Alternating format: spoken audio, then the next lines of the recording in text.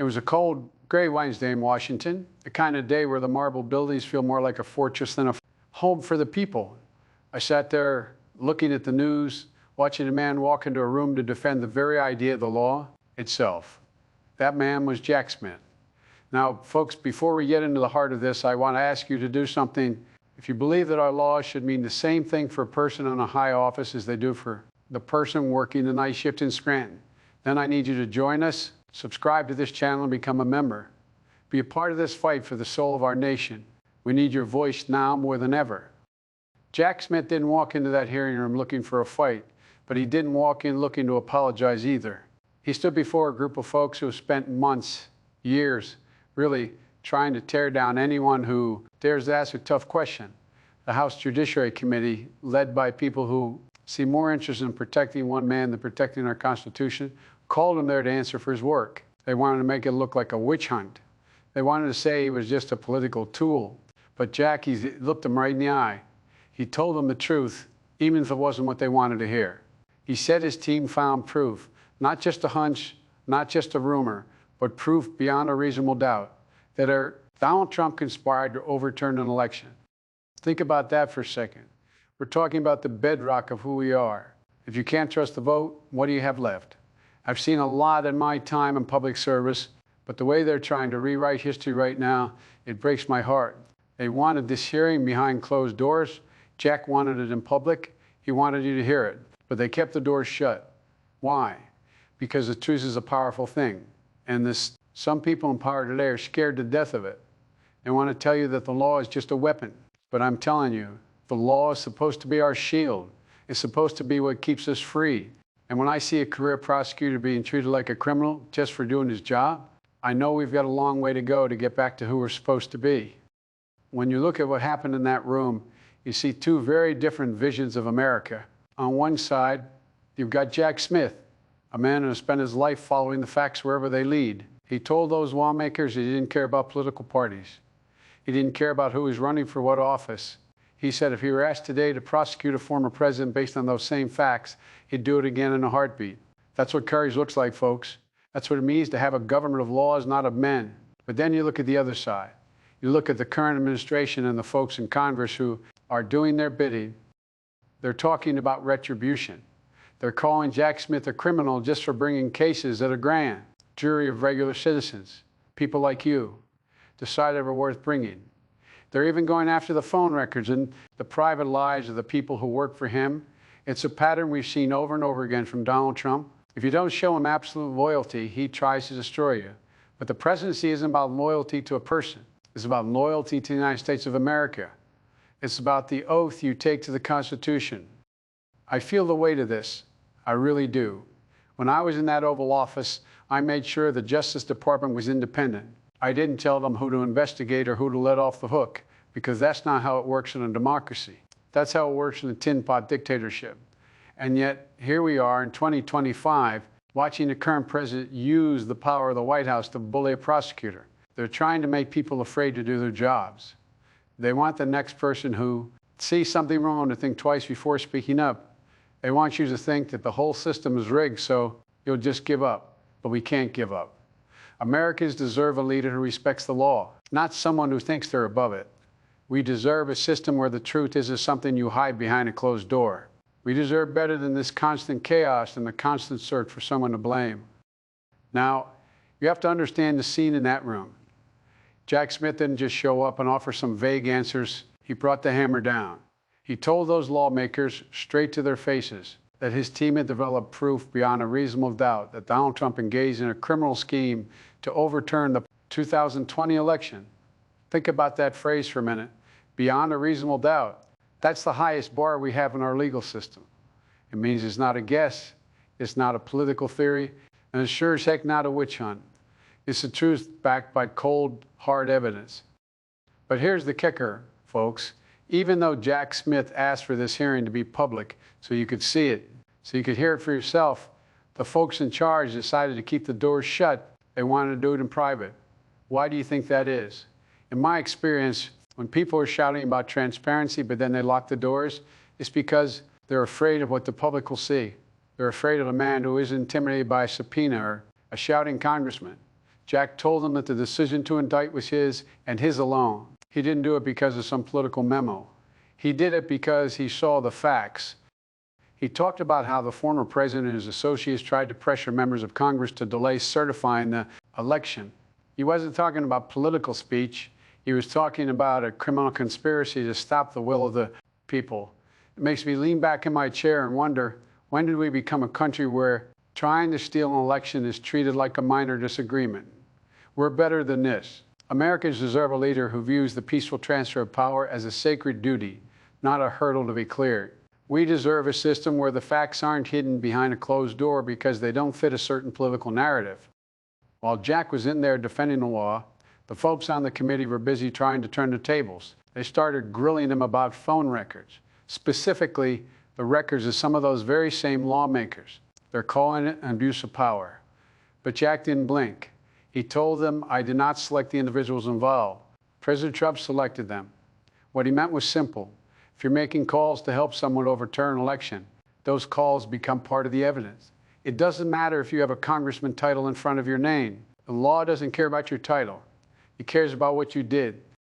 What really gets to me is this atmosphere of retribution we're seeing today.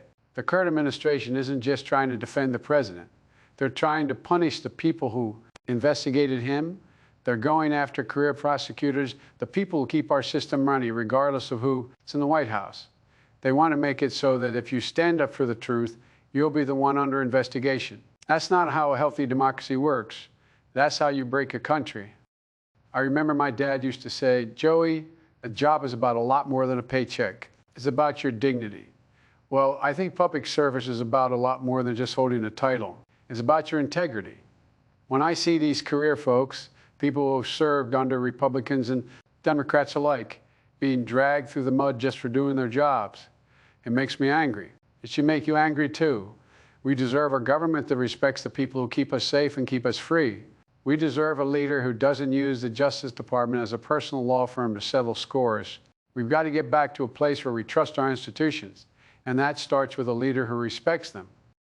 You know, during that hearing, some of the folks on that committee kept trying to paint Jack Smith as some kind of political operative. They kept using that word bias. They wanted the American people to believe that this whole investigation was cooked up in some back room to help one party and hurt another.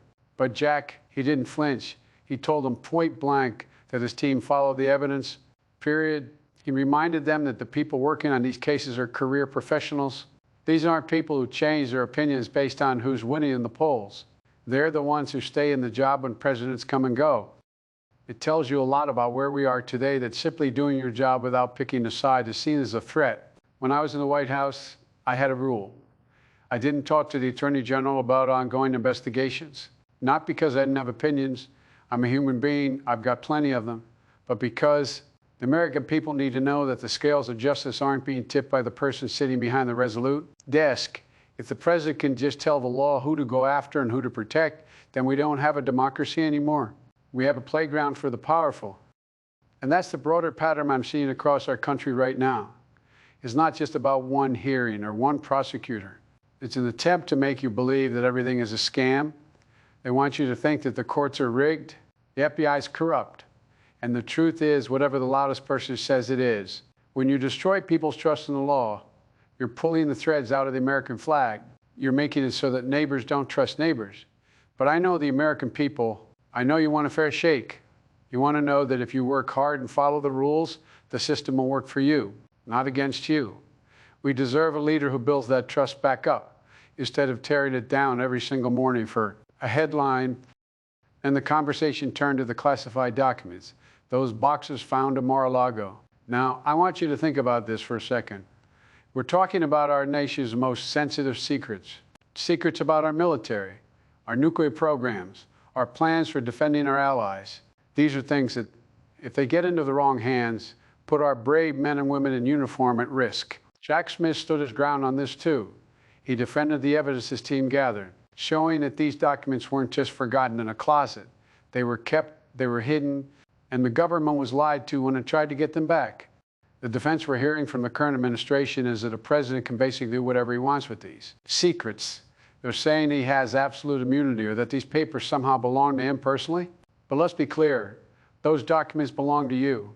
They belong to the American people. They are the properties of the United States government. If a sergeant in the Army or the clerk at the State Department did even a fraction of what is alleged in those files, they'd be in a jail cell before the sun went down. It breaks my heart to see the office I love treated with such a lack of basic respect for the rules. The presidency isn't a kingdom. It's a temporary job given to you by the people, and it comes with a heavy responsibility to keep this country safe. When you treat national security secrets like souvenirs, you're not just breaking the law. You're breaking a promise to every family who has a son or daughter serving overseas.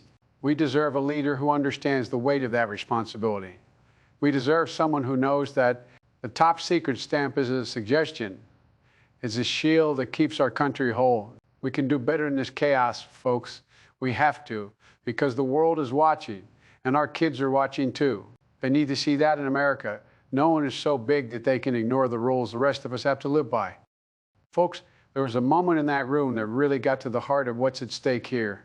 One of the lawmakers, probably looking for a soundbite, asked Jack Smith if he'd do it all over again. And without a second of hesitation, Jack said that if he were asked today to prosecute a former president based on those same facts, he'd do it in a heartbeat, regardless of whether that president was a Republican or a Democrat. That's the ballgame right there. That's the difference between a man who serves the law and a man who wants the law to serve him. But you listen to the folks in the current administration, and they'll tell you something very different. They want you to believe that the only reason these cases were brought was because of politics. They call it weaponization. But let's look at the facts. Jack Smith didn't just wake up one day and decide to go after Donald Trump. He was following the evidence the regular citizens on the grand jury looked at and said, yes, this is a crime. When the current leadership calls it a witch hunt, they aren't just attacking Jack Smith. They're attacking the very idea that a jury of your peers, not a politician, is the one who decides what's right, and they're wrong in a courtroom. It honestly hurts to see the soul of our nation being wounded this way. I spent a lot of my life in those halls of power, and I always believed that we shared a common understanding. The law is the one thing that keeps us all equal. If you take that away, if you make it so the president is the only one who doesn't have to follow the rules, then we aren't the America we tell our kids about. We deserve better than a leader who uses weaponization as a mirror to hide his own actions. We deserve a system where the law is blind, where it doesn't care about your party or your power. We can get back to that. We have to. Now, things got even more heated when the committee started grilling Jack about phone records. They were upset because his team had looked at the records of some of those very same lawmakers. They called it abusive surveillance. They tried to act like they were the victims here. But Jack, he didn't let them get away with it. He looked them right in the eye and said, I didn't choose those members. President Trump did. He was telling them that if the president is calling you while he's in the middle of a scheme to overturn an election, your records become part of the investigation. That's just common sense. You can't be part of the story and then complain when the investigators read the book. What we're seeing right now is a dangerous game. The current administration is running what Jack's lawyer called an unprecedented retribution campaign. They aren't just arguing the case in court. They're trying to destroy the lives of the people who investigated them. They're threatening to fire career employees, to pull their pensions, to drag their names through the mud. It's meant to send a message.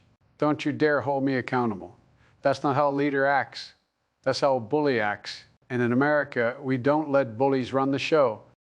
I think about the people working at the Department of Justice, the ones who have been there through 5, 6, 7 presidents. They aren't there for the glory. They're there because they believe in the mission. When they see their leaders using law as a personal tool to settle scores, it shakes the foundation of everything they do. And it should shake us too. We deserve a better approach.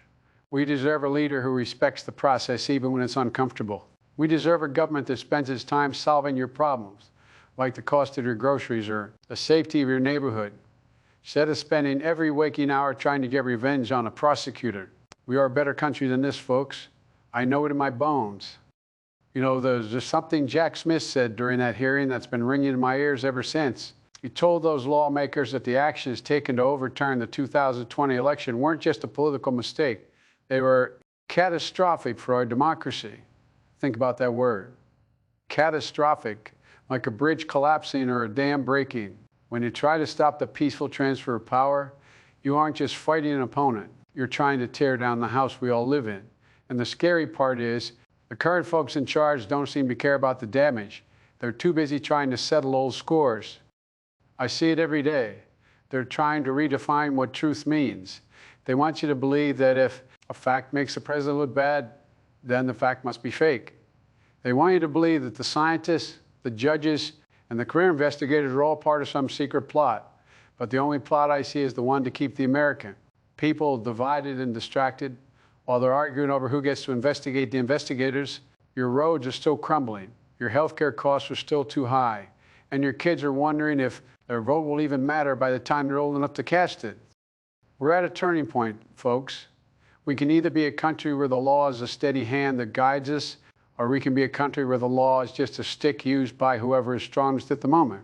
I've spent my life believing in the first kind of America. I've seen us come through dark times before, but it only happens when we decide that the truth matters more than a political win. We deserve a better approach in this constant state of emergency. We deserve leaders who see the law as a sacred trust, not a personal weapon. We have to remember that we're all on the same team, the American team. And on this team, we follow the rules, we tell the truth, and we look out for one another. As I watched the clips of that hearing, I saw a man who wasn't afraid because he knew he was. Standing on the firm ground of the facts, Jack Smith reminds us that in a real democracy, nobody gets a pass. Not a congressman, not a senator, and not even a president. That's the better way I keep talking about, is the way where we respect the people who do the hard work of seeking justice, even when it's unpopular. It's a way where we focus on the future instead of being stuck in a cycle of revenge and retribution. The current administration wants you to be angry. They want you to be afraid. They want you to look at your neighbor as an enemy just because they might see things differently. But I'm here to tell you that's not who we are. We are the United States of America. There is nothing, and I mean nothing, that we can't do if we do it together. But we can do it if we let our institutions be gutted for the sake of one man's ego. We deserve a government that is as good and as decent as the American people themselves. We deserve a leader who wakes up every morning thinking about how to make your life better, not how to make his enemies' lives worse. I'm asking you to stay in this fight with me. If you've heard something today that rings true, if you believe that we can get back to being the shining city on a hill, then I need you to show it. Like this video, leave a comment about what kind of America you want to see, and make sure you subscribe and become a member of this community. We're building something here, a place for the truth, a place for common sense, and a place for the soul of this nation. Thank you for listening, and God bless you all. And may God protect our troops.